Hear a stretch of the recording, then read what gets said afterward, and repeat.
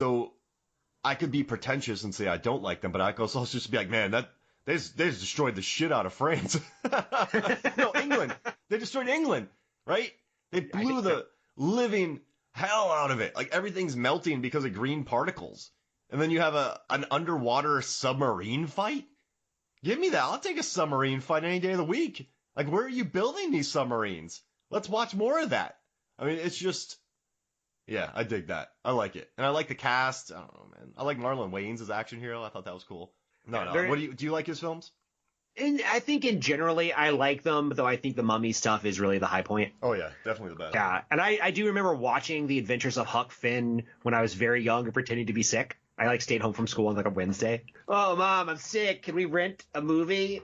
From Jonathan Taylor Thomas, right? Yeah, Brad Renfro. Exactly. Yep. So how about this? Do you have another thought there real quick? No, I was just going to say, let's talk a little bit about some of the scenes, our favorite scenes in the film. Let's do something. Let's take a quick break, and then when we come back, we'll actually talk about the film. How's that sound? Sounds great. All right, we'll be right back. Hey, Mark here. I just have a fun announcement for you. So we recently started doing these Final Fight episodes, and we've been putting them up with the regular movie, films, and flicks episodes. However, the Final Fight episodes people really loved, so we figured that we would start a brand new podcast just called Final Fights, brought to you by Movies, Films, and Flicks, where it's nothing but final fights in movies, where we discuss every punch, bite, kick, head kick, gut punch, everything you can think about. We do a lot of research, and they're short episodes. They're probably about 20 to 30 minutes. They're really quick to listen to, and they just talk about all your favorite final fights. So head to iTunes, Spotify, wherever you listen to podcasts, and rate, review, and subscribe, and listen to Final Fights. I think you'll really enjoy it. Thank you. Welcome back to Movies, Films, and Flicks. And David, we need to talk Benny. Benny is... Yeah. So I love that Arnold Vosloo and Oded Fehr were brought back for The Mummy Returns. But Benny, he is the best. I love this character of Benny. Now, I want to talk about one scene in particular. So in the beginning, we meet Benny. He's with Brendan Fraser. They're being attacked, and Benny ducks out on him. And then Benny locks him out of a tomb, I guess. And Benny lives. The only two people who live from this attack are Benny and Brendan Fraser. Now, we meet them later. They're both going to Amunaptra. Benny's taking a bunch of Americans, and Brendan Fraser is taking Evelyn and Jonathan, her brother. And I love when they get back together, and Brendan Fraser's like, hey, Benny, little weasel.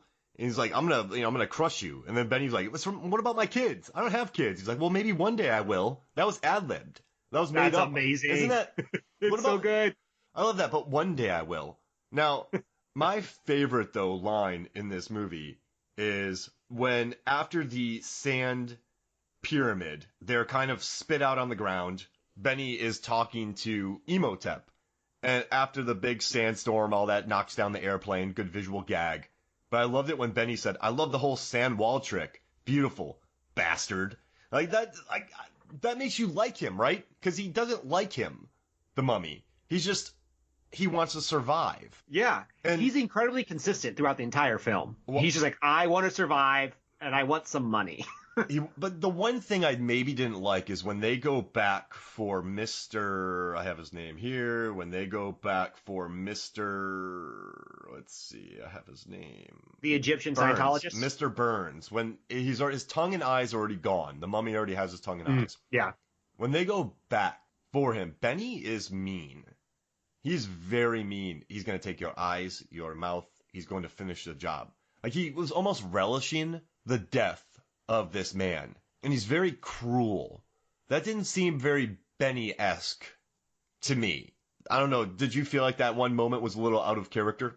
It was, yeah. I mean, the way that I squared that circle in my head was that he was performing for Imhotep. Yeah, I guess the problem is Imhotep had no idea what he was saying. Yeah, that's true. Yeah. I got the feeling that I wanted Benny to survive because he is carrying this film in a lot of ways. He's funny. He's whapping Rick with when they're racing the thing, he's just hitting Rick with his... Yeah, everything about him is just so good. My favorite scene with him is when he first meets Imhotep and he has the necklaces of all of the different religions and he's trying to ward off the mummy. What a brilliant scene. Whoever came up with that, I was like, you are so smart. They had the props there, and then he just pulled it off. And so all three commentaries, Brendan Fraser was just laughing and talking about how great Kevin J. O'Connor is. In the commentary, because Kevin's been in 3 Stephen Sommers films, Van Helsing, Deep Rising, and this. They were talking about how great he is. And then he was in a commentary with Oded Fehr and Arnold Vosloo, and they were talking about how great he is in that scene. I mean, he pulls it off with the different religions and all that. I don't know, he gets thrown off the boat. He ends up surviving. Man.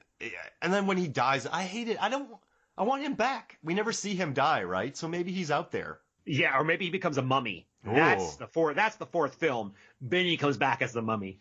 Now, I have a question. If he's such a survivor, do you think that he would go back that many times for gold? I questioned that the first time I saw the film. But what I think is happening in this, so one, yes, because I think what they're trying to say in this film, that if you are greedy, you're going to get killed. Because if you think of the characters, a lot of them weren't there for gold. They were there for knowledge, other than Jonathan. Oh. Because Rick, they mentioned that while he was with the Legionnaire, he didn't want to go there, and he didn't believe in the going there. The Americans all just wanted treasure and gold. Benny just wanted treasure and gold. Wow, so they're just sort of making the argument. If you're greedy, you're going to get killed. Yeah, all those guys did get killed. Yeah, eat the rich. But just slapping them. So when I love that scene when their boat catches on fire and Hook dies, which makes me bummed. And Benny yells at O'Connell, "Hey, O'Connell, we got all the horses." And O'Connell's like, "Hey, Benny, you're on the other side of the river." Stephen Sommers told them to act like 12-year-old kids screaming at each other. And so that's what their direction was. That's what it sounded like. That's a really good way of putting it. He's just such a survivor, do you think though, they were actually friends? Yes. I think O'Connell was a rogue. He was for the money. He's very pessimistic. He sneaks that cheeky kiss on Rachel Weisz, and then she calls him out for it later on. I love that scene. She's so good in this movie. If that scene didn't exist, it would have been really not have aged well. But the whole line of, well, I was about to be hanged, so it seemed like a good idea. It makes sense. Yeah, and then she makes fun of him. She's like, if you call that a kiss. So, I mean, they're a little repartee. And it was also very, maybe 30s, 40s screwball comedy type stuff. I guess we're going back to Benny here. My bad. They do. I think he likes him. I think he's a bit of a rogue. I think he respects Benny because, like you said, for me, if I know somebody and I know how they're going to behave and I know they're just going to act like a little shit, I get it. I get them. That doesn't mean I want to hang out with them all the time, but I know that they're that. So you almost appreciate knowing them. Does that make sense? Yeah, I get it. So I have a friend that I went to school with, and I saw him again in grad school. And this is when Megan, my wife, and I were dating, and we took some friends out. And we were hanging out with my friend from school. And what he does is you always have to buy him drinks. I don't know how it happens. This guy, you always have to buy him drinks. He's a lawyer, by the way, but for some reason you're always buying him drinks. And he somehow convinced this kid who had just moved to Tallahassee to go hang out with him. And I looked at Megan, and I went, this guy's going to get his car towed tonight. And turns out that guy went out with Nathan, he got his car towed. But I almost respect Nathan because I know, I almost respect my buddy because I just know if you go out with him, you're going to get your car towed. So he's like a Benny. You appreciate it because you just know. And I called it that night. But yeah, it's just kind of, who Benny is, so you like him because he's not trying to be anything else. Yeah. I think this is a great segue into talking about the 5 things that we liked the best of this movie. You think you can manage 5 things? I mean, I have 48 things. I know. Could you break it down to 5? Just the top 5. Top 5 things about this film that we dig. Yeah, and that could be characters, however you want to interpret it. Yeah. I can go first. I have mine 5 written out. Yeah. Let's hear it. Okay. So number 5 for me is when Benny tries to scare away Imhotep with the various words and symbols. Oh, that's so good. I laughed so hard. Mm-hmm. And then number 4 is just the character of Imhotep. And I love him so much because he's complex. He's this guy who really loves this woman. And what he did is in some way justifiable. It's like he killed the emperor, the pharaoh, who was keeping a woman against his will. Yeah. Or her will. Yeah, so like he's a complex character. I really like him, and I thought they played the actor played him very well. I love the beginning scene. This is number 3. The beginning scene with Rick, who just has a billion guns, and he just keeps pulling them out of everywhere, and he's still in way over his head. And this is a theme that the next one is number 2 is a theme that goes throughout this whole film is just screaming.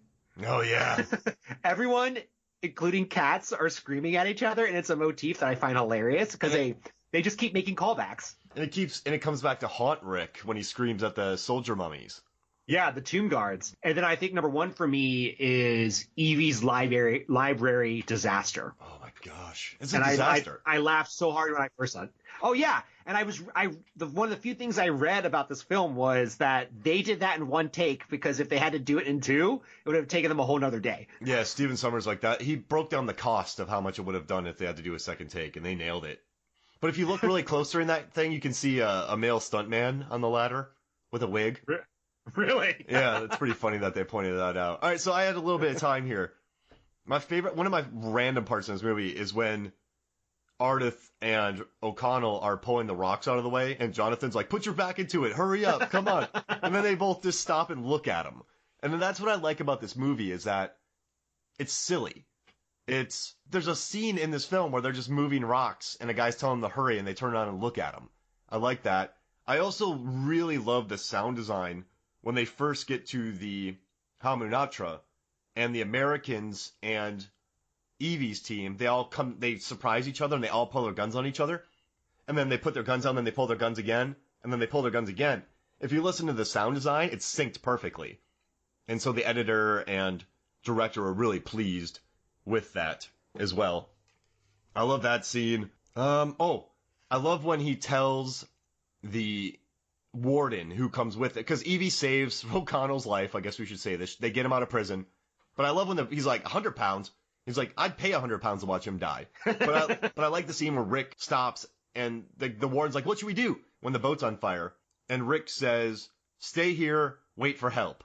And the guy just kind of stands around bouncing. And he's like, oh, crap, he fooled me. Then he jumps into the water. That's hilarious. And also, I want to tell a funny story. When he gets the scarab in him and has that great gag where he runs into the wall, when he's tearing his clothes off, for some reason the costume designer didn't give him underwear. So when he was ripping his clothes off with the scarab in him, I guess his unit flopped out. And so they were filming it and he didn't realize it.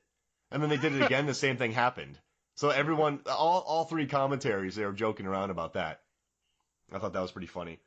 I gotta say, it's gotta be Benny. I'm copying you, but I love when he pulls out the religious symbols. Because that's just, they made those. That's a written gag. And I love that. I mean, they do say the word flim flam in this movie. I dig that. And then, oh man, there's a good reference to Glenlivet 12 in here. That made me happy. And all right. I love the chase. There's a scene where there's about 80 people on the car. And they filmed on the streets of Marrakesh over several days. And they left a light in the scene. Like, who cares? They mentioned that. You could see one of the production lights. But they said that on the first floor, it's all extras. But on the top floors, the people living in there just looking down and watching the that was a big, I love that scene. There's just so many people on that car, and it's just a raucous, fun fight. And I really dig that. Now, I have a couple of things for you. Okay. Robert Lamb asked this question. I asked for questions, and Robert Lamb asked, normally the mummy, when they took that guy's eyes, that guy had bad eyesight. So people asked, should the mummy have bad eyesight? Because the first eyes he took were bad. And the answer was yes. In the script, and in some of the things they filmed, the mummy had blurry vision. That's why he thought Rachel Weisz was a Noxunamun. Oh my god, that makes things make so much more sense. But they cut it because, like, you just got to explain that to audiences. And like you said, it's not a plot hole. What's your action accelerator? It's an action accelerator because it's like, oh, the mummy has bad eyesight. Now then you have to show the mummy with bad eyesight. It almost makes it less frightening. It makes the mummy seem more like a dum-dum. I guess just, if your mummy has blurry vision, it's not scary. So, it maybe evens the odds, but that's why they did it. They originally had that in the script. They filmed some scenes, but then they cut it out because they're like, yeah, this isn't needed. We don't need it. So I thought that was interesting. And I love the pilot, but there's a convenient pilot who just wants to die, and then he dies. I wish the pilot would have lived and just been like, oh crap. Like the guy just won't die. Does that make sense? Yeah, he's just old and can't